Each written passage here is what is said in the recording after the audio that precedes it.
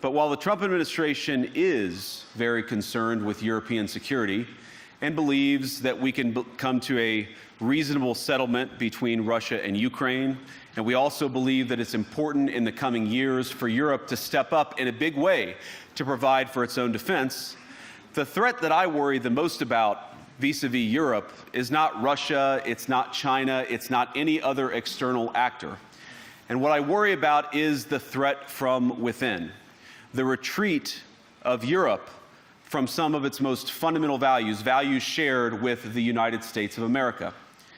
Now, I was struck that a former European commissioner went on television recently and sounded delighted that the Romanian government had just annulled an entire election. He warned that if things don't go to plan, the very same thing could happen in Germany too. Now, these cavalier statements are shocking to American ears. For years, we've been told that everything we fund and support is in the name of our shared democratic values. Everything from our Ukraine policy to digital censorship is billed as a defense of democracy. But when we see European courts canceling elections and senior officials threatening to cancel others, we ought to ask whether we're holding ourselves to an appropriately high standard. And I say ourselves because I fundamentally believe that we are on the same team. We must do more than talk about democratic values, we must live them. Now, within living memory of many of you in this room, the Cold War positioned defenders of democracy against much more tyrannical forces on this continent. And consider the side in that fight that censored dissidents, that closed churches, that canceled elections. Were they the good guys? Certainly not. And thank God they lost the Cold War. They lost because they neither valued nor respected all of the extraordinary blessings of liberty. The freedom to surprise, to make mistakes, to invent, to build. As it turns out, you can't mandate innovation or creativity, just as you can't force people what to think, what to feel, or what to believe. And we believe those things are certainly connected. And unfortunately, when I look at Europe today, it's sometimes not so clear what happened to some of the Cold War's winners. I look to Brussels, where EU commissars warn citizens that they intend to shut down social media during times of civil unrest the moment they spot what they've judged to be, quote, hateful content. Or to this very country, where police have carried out raids against citizens suspected of posting anti-feminist comments online as part of, quote, combating misogyny on the internet, a day of action. I look to Sweden, where 2 weeks ago the government convicted a Christian activist for participating in Koran burnings that resulted in his friend's murder.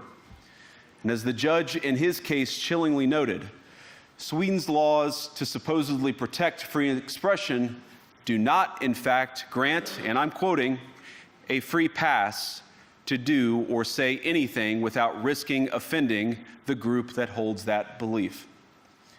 And perhaps most concerningly, I look to our very dear friends, the United Kingdom, where the backslide away from conscience rights has placed the basic liberties of religious Britons in particular in the crosshairs. A little over 2 years ago, the British government charged Adam Smith Connor, a 51-year-old physiotherapist and an Army veteran, with the heinous crime of standing 50 meters from an abortion clinic and silently praying for 3 minutes. Not obstructing anyone, not interacting with anyone, just silently praying on his own. And after British law enforcement spotted him and demanded to know what he was praying for, Adam replied simply, it was on behalf of the unborn son he and his former girlfriend had aborted years before. Now, the officers were not moved. Adam was found guilty of breaking the government's new buffer zones law, which criminalizes silent prayer and other actions that could influence a person's decision within 200 meters of an abortion facility. He was sentenced to pay thousands of pounds in legal costs to the prosecution. Now, I wish I could say that this was a fluke, a one-off crazy example of a badly written law being enacted against a single person. But no, This last October, just a few months ago, the Scottish government began distributing letters to citizens whose houses lay within so-called safe access zones, warning them that even private prayer within their own homes may amount to breaking the law. Naturally, the government urged readers to report any fellow citizens suspected guilty of thought crime. In Britain and across Europe, free speech, I fear, is in retreat. And in the interest of comedy, my friends, but also in the interest of truth, I will admit that sometimes the loudest voices for censorship have come not from within Europe, but from within my own country, where the prior administration threatened and bullied social media companies to censor so-called misinformation. Misinformation like, for example, the idea that coronavirus had likely leaked from a laboratory in China. Our own government encouraged private companies to silence people who dared to utter what turned out to be an obvious truth. So I come here today not just with an observation, but with an offer. And just as the Biden administration seemed desperate to silence people for speaking their minds, so the Trump administration will do precisely the opposite, and I hope that we can work together on that. In Washington, there is a new sheriff in town, and under Donald Trump's leadership, we may disagree with your views, but we will fight to defend your right to offer it in the public square, agree or disagree.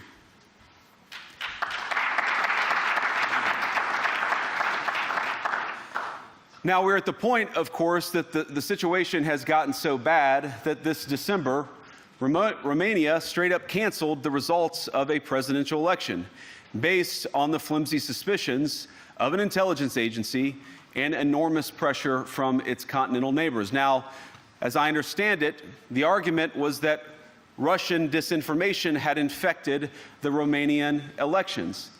But I'd ask my European friends to have some perspective. You can believe it's wrong for Russia to buy social media advertisements to influence your elections. We certainly do. You can condemn it on the world stage even. But if your democracy can be destroyed with a few $100,000 of digital advertising from a foreign country, then it wasn't very strong to begin with.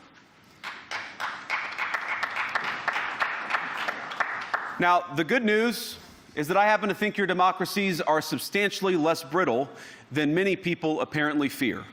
And I really do believe that allowing our citizens to speak their mind will make them stronger still.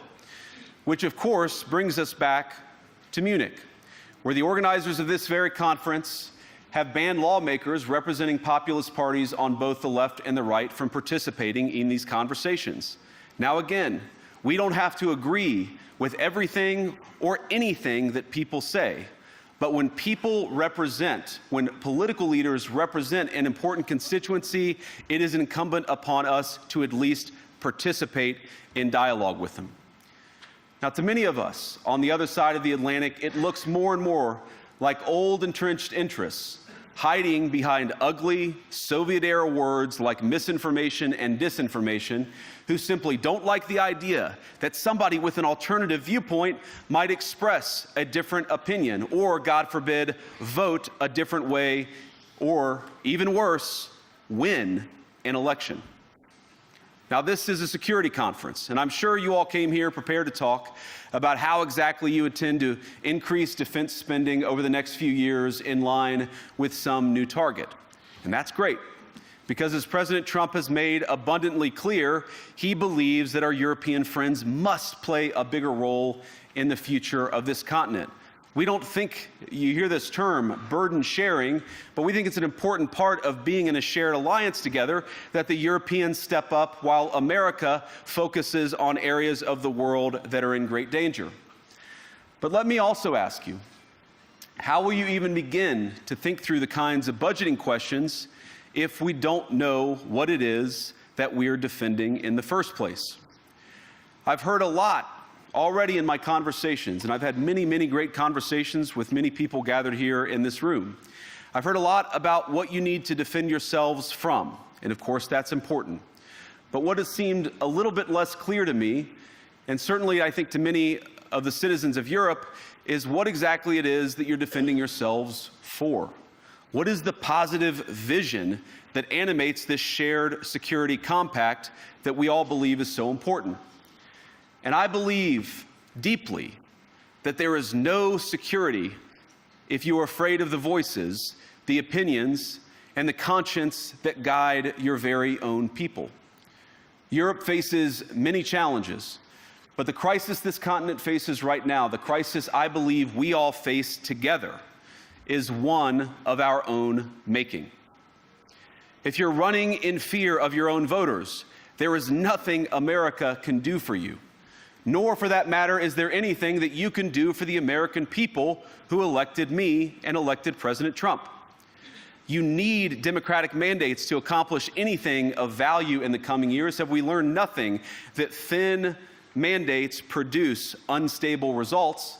But there is so much of value that can be accomplished with the kind of democratic mandate that I think will come from being more responsive to the voices of your citizens.